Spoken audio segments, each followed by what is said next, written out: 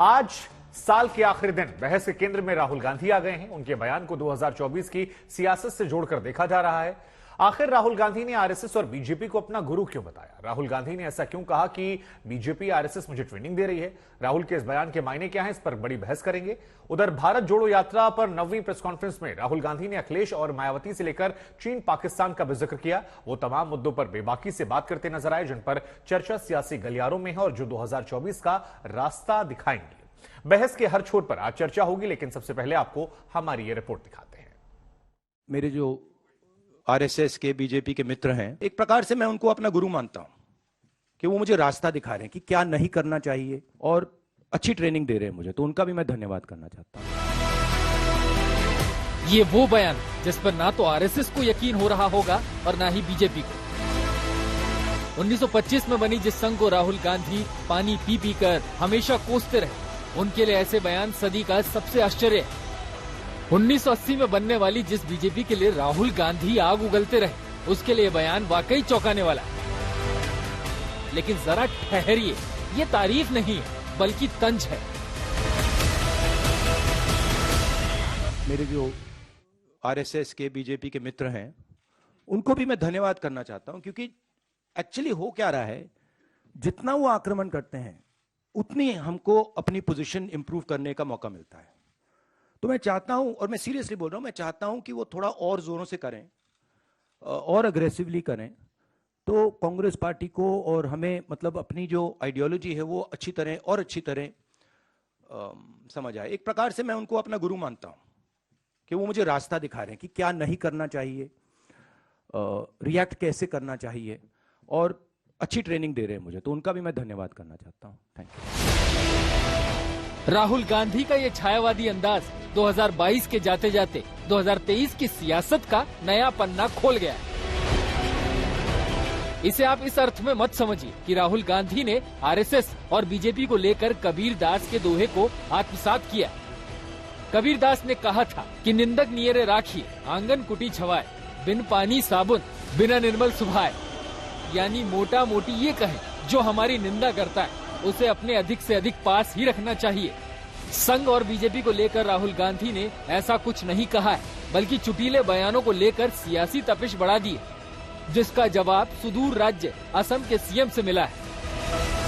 आप तो जानते हैं, गुरु तो ऐसे स्टेटमेंट में कोई मानते हैं। गुरु मानना है तो आप आके हमारा भारत माँ का ध्वज को प्रणाम कीजिए, गुरु दक्षिणा दीजिए और आप आगे बढ़िए स्वयं सेवक का रूप से। क्या आपत्ति है?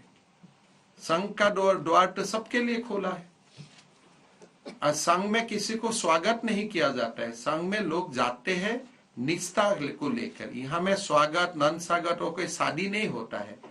आप जाते हैं वहां में, अगर आपका मन, आप सचमुच गुरु मानते हो तो आप जाएगा वहां में, जाके आप गुरु जी का समाधि में, डॉक्टर जी का समाधि में आप प्रणाम करेगा, ध्वज को प्रणाम करेगा। सियासत के इस खेल में कौन गुरु और कौन चेला, ये तो 2014 के बाद से दिख रहा है। लेकिन बात आगे की हो रही है, यानी 2024 की, जहां सुई राहुल गांधी पर अटकी हुई है और बीजेपी हैट्रिक मारने की तैयारी कर रही है। बीजेपी के इसी इरादे पर पानी फेरने के लिए राहुल ने चीन और पाकिस्तान की गोलबंदी का भी डर दिखाया।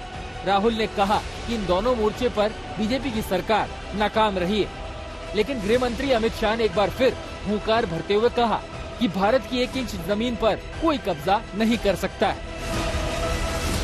आज पाकिस्तान और चाइना एक हो गए, और ये कोई मामूली बात नहीं है, ये बहुत गहरी बात है, ये डेंजरस बात है। ठीक है, और ये क्यों हुए हैं? क्योंकि हमारी सरकार ने मिसहैंडल किया है।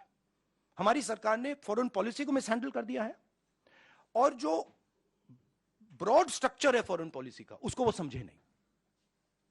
ठीक है, अब मैं कह रहा हूं कि ये दो एक हो गए हैं, अब रिस्क है। आईटीबीपी सभी सीएपीएफ्स में सबसे दुर्गम क्षेत्र में काम करने वाला हमारा सुरक्षा बल है। मैं हमेशा सुनिश्चित होता हूं, लेस मात्र भी चिंता नहीं होती है भारत चीन सीमा की, जब हमें मालूम होता है कि मेरे आईटीबीपी का जवान गांव गश्त लगा रहा है या वहां कैंप कर ठहरा है, किसी की मजाल नहीं है भारत की 1 इंच जमीन का भी अतिक्रमण वो कर पाए। राहुल गांधी की भारत जोड़ो यात्रा फिर 3 जनवरी से शुरू होगी। यात्रा के दूसरे पड़ाव से पहले इसके नफे नुकसान की चर्चा शुरू हो गई है। बात राहुल गांधी को पीएम उम्मीदवार बनाने पर पहुंच गई। राहुल गांधी की दावेदारी को लेकर एमपी के पूर्व सीएम कमलनाथ का बयान आया तो फौरन ही बीजेपी का पलटवार आया। पता नहीं कौन सी डिज्नी वर्ल्ड में गहलोत साहब हो, सलमान खुर्शीद हो, खड़गे साहब हो या कमलनाथ, वो पता नहीं किस डिज्नी वर्ल्ड के अंदर बैठ के स्वप्न लेते हैं और उन्हें दिखता है कि राहुल गांधी 2024 में प्रधानमंत्री बन जाए। राहुल गांधी भले ही पीएम पद की दावेदारी पर कुछ भी नहीं कह रहे हैं, लेकिन बीजेपी के खिलाफ विपक्षी दलों के एक साथ आने की बात कह रहे हैं।